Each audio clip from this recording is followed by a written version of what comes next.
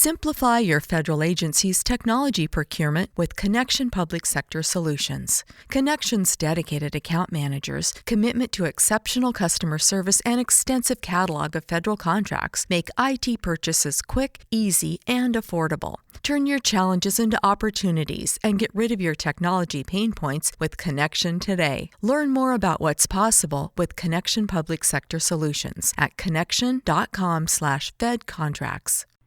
Hey everyone, thank you for joining me for another episode of Short and Scaries. I'm your host, Elaine Cheney, and this is the mini-sode where I scour the interwebs for scary stories that aren't too long. It's a holdover until the main episode on Friday, which, by the way, you guys are not going to want to miss. We have some great topics to talk about, and my guest co-host is famous author and friend Joseph Stone, so make sure to tune in for that. But today, what I wanted to talk about is probably one of my favorite topics to talk about, and that is glitch in the matrix stories. I've done episodes on it. I've actually done a TikTok, and I asked people if they've ever had a glitch in the matrix stories, and there was so many. In fact, it was one of the most viral TikToks I've ever had. If you don't follow me on TikTok, you should. Follow me at podcast.com. Podcast.com. And if you're unfamiliar with Glitch in the Matrix stories, well, strap on, because you're probably going to love it as much as I do. And you probably, if you dig deep, probably have a Glitch in the Matrix story of your own. But the official definition that pops up when you Google is glitch in the matrix stories are first-hand accounts of some small but puzzling occurrences that have no logical explanation. The name comes from the movie The Matrix, where a glitch drew someone's attention to the fact that they were in a simulation. It is a trip, and there are tons of stories out there, but I chose a few that were probably one of the ones that kind of blew my mind, and hopefully blows your mind. Without further ado, here's some creepy ones I found on Reddit and Mink.com. This is from Reddit user Saiku ni Happy. When I was about 15, I remember having a dream, but all it was black and talking. I remember hearing my mom saying, "It's almost done, you're doing great, it's gone." But I didn't think anything of it. About 3 months later, my earrings got embedded inside my ears. What the is that's a thing? New fear unlocked, you guys. Anyways, and I had to go to the hospital to get them cut out. What? That's scary in itself. While there, they sprayed freeze spray onto my ear.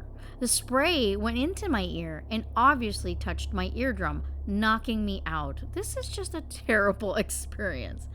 But I could still, hear things. While I was out, all I saw was black, and my mom said the exact same things to me that I heard in my dreams the few months before. No one believes me, but it was crazy.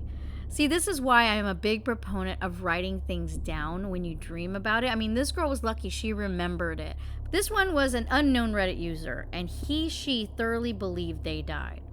I died. I saw it. I lived it. Either was another world with a version of me that died I saw, or I'm going crazy. But, in capital letters, I died.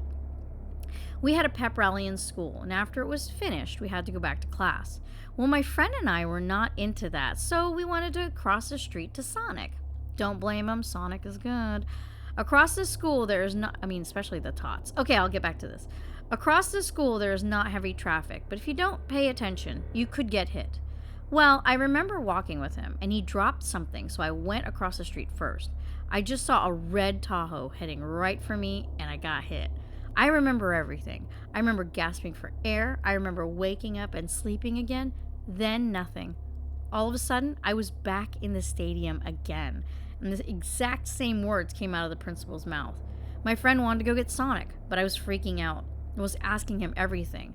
I thought it had to be a dream, so I went with him just to see what would happen. He dropped his stuff again, and I waited. To my horror, a red Tahoe showed up. I told him I'm going back to school. I ain't dying again.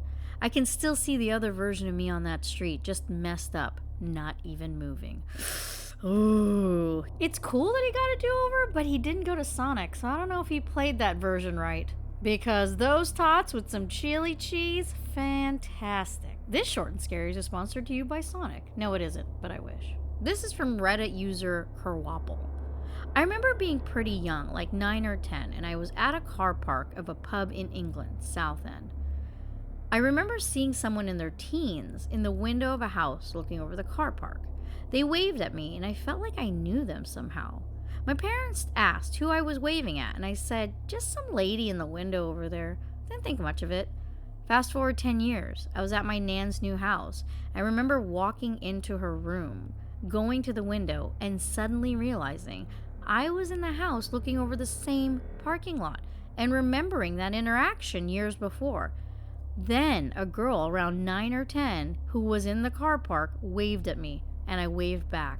I felt like I knew her. Oh, girl, you did know her. That was you. It's your young version waving at your old version. I wish that could happen where you could encounter your young version. Because if it was me, I would talk to high school me before high school me bought a car. And I'd be like, you know what? Maybe don't get a Mustang where you can't reach the pedals and you have to sit on a throw pillow to be able to see above the dash. Maybe the Mustang is not made for you, tiny little Asian girl. Go get a Honda like your dad said.